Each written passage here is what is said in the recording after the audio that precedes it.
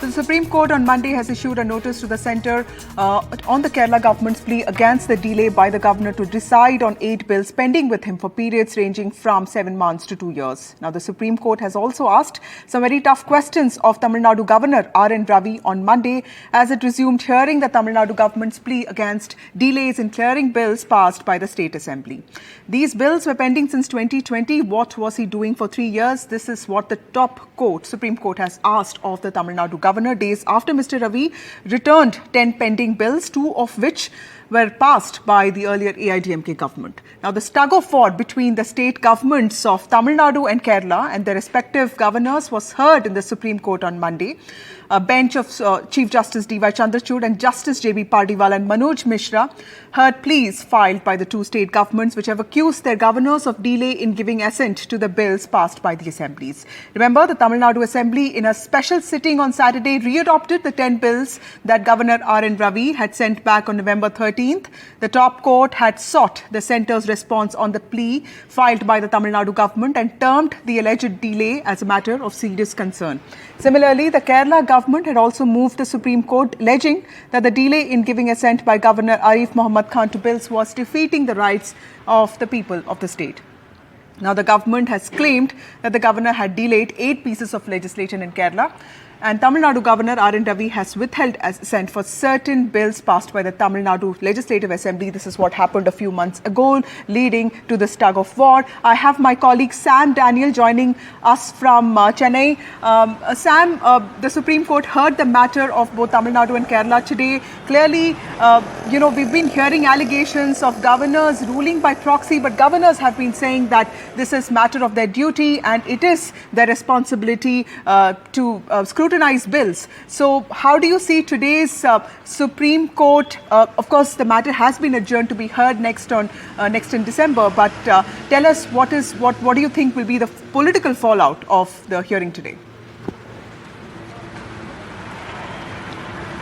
Vasudha, these observations were expected, although the governor, just after the first hearing by the Supreme Court and some tough observation, chose to return all the 10 bills to the Tamil Nadu Assembly. What was seen as an attempt to project as if during the next hearing, that's today, he can always say that nothing at the moment is pending on his table. But the Tamil Nadu Assembly was immediately convened and the Assembly got all the 10 bills adopted or passed yet again, and it was immediately sent to the Raj Bhavan so that they could preempt any move by the governor to show nothing is pending with him. But the larger question, of course, is the allegation by the ruling DMK and a few other opposition rule states that the governors are being used as proxies, as you called it, to stall the development in these states and to make it a kind of an antagonistic state. The Tamil Nadu Chief Minister M.K. Stalin had called the governor's stance as antagonistic, undermining often the role and the powers of the elected government. In the case of Tamil Nadu, Vasudha, these bills largely attempt to clip the powers of the governor in his role as the chancellor of state universities, and they want to appoint the chief minister as the chancellor, saying that it's the state government that funds and forms many of these state universities, and it's only proper, they feel, that the chancellor should be the state's chief minister. The larger or the inner story is that the governor of late, the ruling DMK feels, appoints people who belong to his political affiliation, as they call it, and he acts as an RSS or BJP agent, they say. And to stall this, they have taken this particular move to make the chief minister as the chancellor of these universities. Right. But the governor in the past, during informal conversations with journalists, has claimed that he has the powers to withhold, and withholding passed bills is a courteous way of saying no. But the ruling DMK argues then it will not be able to function as an elected government. It stalls their moves, and they say rejecting bills in this case without giving any reason is also unacceptable, and that's why they feel sending it back after passing in the assembly for the second time will give no option for the governor but to but to pass them immediately. Right. So that's the larger question, and they hope that this issue will also raise the role of the central government in not intervening even after several representations by the ruling DMK. And they also hope this particular issue in the Supreme Court will also raise the issue of the role of the president of not intervening even after a clear letter written by the chief minister asking her to instruct the governor to abide by the aid and the Council of the Ministers. Lastly, Vasudha, these are harsh observations, no doubt an embarrassment to the Raj Bhavan, but this may not be an indication of the orders yet to come. That's something we'll have to make it clear for our viewers, because sometimes judges ask tough questions, make tough observations only to elicit information, but this may not be an indication of what judgment the court will ultimately give. Right. Thank you, Sam. Please stay with us. We also have Arvind Kunasekar, who has been tracking this matter in the court today. Arvind, one of the arguments that I saw by Mr. Venugopal was also that, governors cannot forget that they are part of the legislature. Now, if you see, both Mr. Khan and Mr. Ravi have been vocal about their actions, and they've defended them, saying that, they are basically course correction, and it is also to scrutinize the bills that state governments say. Of course, the rule by proxy is the allegation that state governments have been using against these governors, and both LDF and DMK are seen as ideologically, politically, rivals, opponents of the BJP. So clearly, this is a political issue, ideological issue. It also has constitutional layers to it. Tell us, what were the most important arguments that played out in the court today?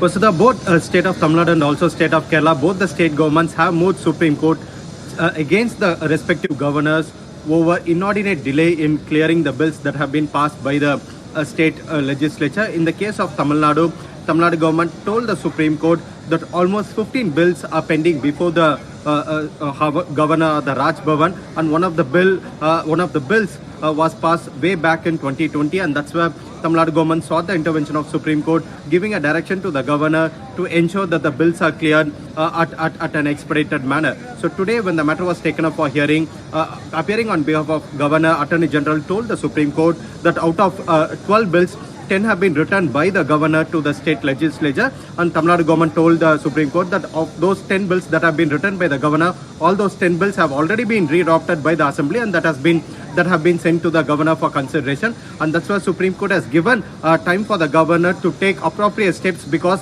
the state government has re-adopted all those 10 bills and that have been sent to the governor. That keeping aside for the Tamil Nadu issue, on the issue of Kerala, the Supreme Court has issued notice to Kerala governor on the similar issue, and Supreme Court has sought the response of both state of governor of Kerala and also the Union Home Ministry by next date of hearing, which has been scheduled for November 24th, and Tamil Nadu government's petition will be heard on December 1st. Right. Thank you, Arvind. Thank you, Sam, for joining us. We also have our constitutional expert, Mr. Sanjay Chadha, with us to discuss this issue and make sense of this.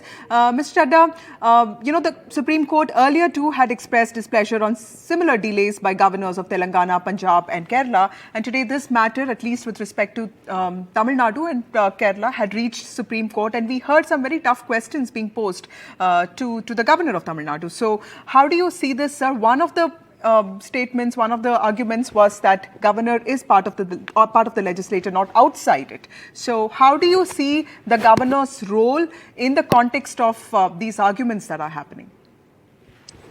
Vasudha, very important that Article 168 defines what are the roles of the governor. First, it very categorically mentions that yes, governor is the head of the state, but he has to act in aid and advise of the cabinet. One. As far as this particular scenario is concerned, Article 200 is very important to know. When a bill is passed by the assembly, what happens? The governor has, as we can say, three options. To me, I feel three options. People say he has four options. So, first option is either to give the assent. People say second option is to withhold, which I don't consider the constitution makers have ever given. Second is return the bill with its suggestions, what are the amendments, what should be done. Third option the governor has is to refer it to the president, saying that please look into it. Now, what is happening and what has happened in past also, and in these two cases, Tamil Nadu and Kerala, as you mentioned, that the governors are withholding them for years together. Now, what we have to see, what is the language used in Article 200? The language used in Article 200 is that governor is required to return such bill ASAP, as soon as possible. What is the interpretation of as soon as possible? I feel it is very other judgments, Supreme Court, High Courts have an n number of time have interpreted what is as soon as possible, and it meaning of this is a reasonable time. Right. Now, what is happening? Like today, and even in the previous hearings, we have seen the Supreme Court has taken it in a very bad spirit. Right. Supreme Court has said to the governors, to the extent that you are playing with the fire. Last date it was said. Today they have said that it is nothing less than some disease. Right. It is rotting our what you call democracy. Right. What is the right given to the citizens are not being followed. If Mr. Jagga, I get this constitutional aspect of it. Now, if you talk about the political aspect of it, we saw in the case of Puducherry, the centre did recall Ms. Kiran Bedi because situation there seemed more like a tug of war and the battle was going sort of beyond control. But we also saw in West Bengal where the existing vice president and the governor there, Mr. Jagdeep Dhankar, had a lot of problems with Mamata Banerjee then, and there used to be a lot of political battles between them. We saw it in Telangana, we saw in many other states. But united opposition is also making this an issue. Do you see this politically becoming a problem for the BJP and some sort of an advantage to the opposition? Well, a thorough political analysis should be done by a politician, I think. But as a lawyer, I see, yes, it has an impact because now right, left and center Supreme Court is straight away saying under what right you are withholding the bills. Either do, it is as rightly said by some person, that it is a unconstitutional inaction. So it is not in power which has been given to you, and you are misusing rather the power. So I think we have seen our Supreme Court giving very reluctantly, I must say, Supreme Court has given timelines also in previous cases where they have said that governor has to take action within so many days. They are reluctant in giving the timelines. But here, I feel previously they have given the timelines. Even in this scenario today, the need of the hour, in such circumstances, the right word you have used, tug of war between two governments. Right. And why the people should suffer it? Why the people who have elected the government should suffer this? Right. So I am of the opinion that now there is a need. The situation has reached where Supreme Court has to mandate some guideline. Right. Supreme Court has to give some what you call a timeline. Time frame should be given. Right. You're saying that guidelines need to come from the Supreme Court on the role of governors. Well, that's an interesting point. Thank you, Mr. Chadha, for joining us.